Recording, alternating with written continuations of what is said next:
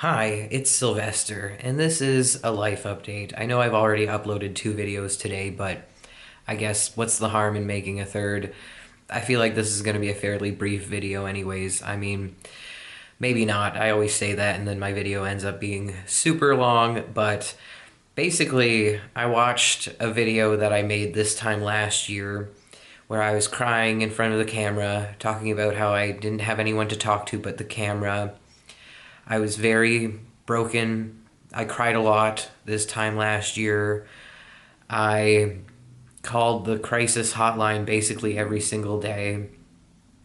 I was very broken, was very anxious, very depressed, very much so in need of help and love. And I was in a lot of pain. Again, I cried a lot. And a lot of things have changed since this time last year. I cry a lot less, partially because I'm on medication that makes it kind of difficult for me to cry. Like, I don't really know why that is, but I find it hard to cry. Like, I get sad still and I want to cry, but I don't. I just seem to be unable to summon the tears, which is weird, but it's better than crying every day. And I am definitely a lot less hopeless and suicidal than I was this time last year. I'm wearing real glasses instead of the fake ones that I wore in that video. I went back and read my journal, and yeah, I talked a lot about how I wanted to die. I was still a little bit psychotic. Like I said, I went back and read my journal from this time last year, and I was still somewhat convinced that I was being experimented on, that I had been a subject of MK Ultra, and that the psychosis was caused by a chip in my brain. I was on medication, but I wasn't on the right medication. I think I might have only been on anti-anxiety medication at the time because I mentioned pregabalin in the journal, but I didn't mention any other medications, and so I wasn't on the right medications. I still take pregabalin, but I'm on other medications as well, and I definitely needed medication. I might have been on an antipsychotic at the time. I don't remember, but I was very lonely, very sad, very broken. I Another difference between where I am now and where I was in that video is that my cat made a brief appearance in that video, which breaks my heart because, as you probably know, my cat is no longer with me. It's like I was sitting there in front of the camera crying my eyes out, and then my cat Hermes, she just came over to come see me because whenever I would cry, she could always tell that something was wrong, and she'd always come over and try to cuddle whenever I was crying, and it breaks my heart. Like watching that video, I saw her little ears and her little tail come into frame, and I was so mad at my past self for not immediately just kissing her and hugging her and cuddling her and petting her. I just like kind of ignored her and continued making the video. And again, that breaks my heart because she came over to cuddle with me because I was crying and I was talking about how lonely I was, and like some part of her would always know when I was sad and when I needed some companionship, and she was always there for me. And she was sick at the time. Again, I went back and read my journal, and she was struggling, and so that was stressing me out because having a sick cat is obviously stressful, especially when you live in poverty. I was having issues with my internet.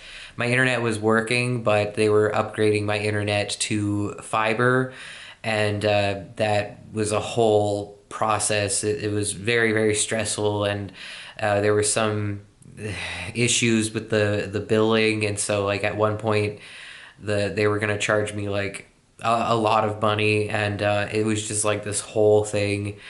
So I was very stressed out.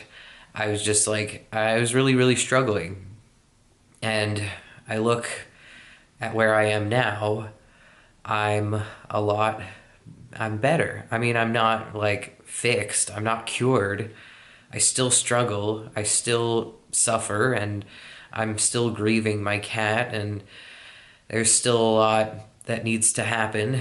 I have a long way to go still, but I have come a really, really long way in this past year, and I just wanted to celebrate that, and I just wanted to point that out.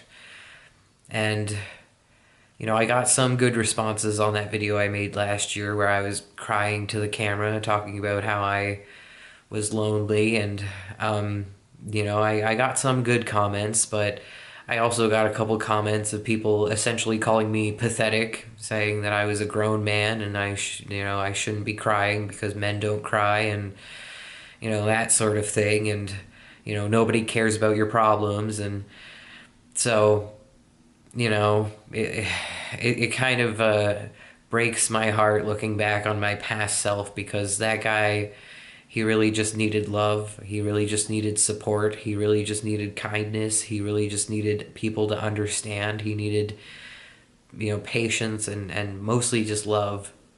He really, really needed love. And he didn't really have a lot of that, but he did have his cat. And, a couple people were supportive, and he did have his mom. I hadn't seen my mom yet at that point.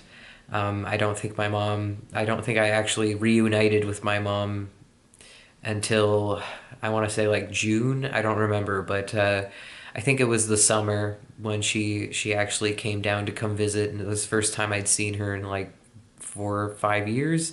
It's the first time I'd seen her since 2019. So I'm bad at math, but however many years that is. So, you know, I had my mom, but she wasn't like in my life. I wasn't seeing her. I was just like texting her. And, my dad wasn't in my life yet. And I really just had my mom and my cat. And, that should be enough, but it didn't feel like enough. I needed something more. Mostly I needed medication. I needed mental health help. I needed professional help. And I'm very, very, very happy that I got that. It took a lot of time and effort and a little bit of fighting, but and a couple suicide attempts, but eventually I did get the medication that I needed. But that wasn't until much later in the year when I finally got the medication that I needed. But this time last year I was just really, really not in a good place, and I'm proud of myself. I'm proud that I survived the year, because it was a rough year, and I want to thank everybody who's been with me. I want to thank you if you remember that video from last year, if you've been here since last year. Thank you for not abandoning me, and thank you for believing in me and giving me a chance. And thank you to my mom, and thank you to my cat, who was always there for me. I hope she's resting easy wherever she is. I hope she's getting lots of cuddles and lots of love and lots of food. But yeah, thank you. Thank you so much for watching. Have a great day. Stay frosty. Bye.